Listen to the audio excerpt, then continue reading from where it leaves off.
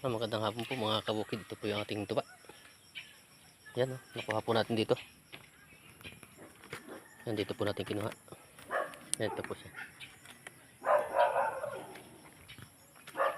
Ito yung hapon po ating pong kinukuha po itong tuba. Pagka puno na po.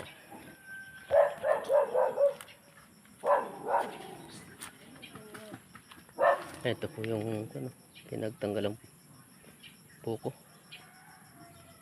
Ito po yung tira do sa puso na nagkunan po ng tuba. Ayan. Saka ito po. Yan, tinitirhan po namin yan para may buko po siyang matira.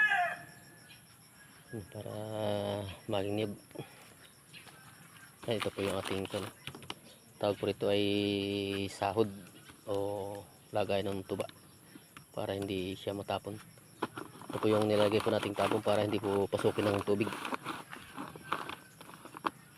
Kahit po umulan hindi po siya papasok kasi may tapon po para yung tuba po talaga ay pure na tuba, hindi po mahaluan ng tubig. Thank you for watching.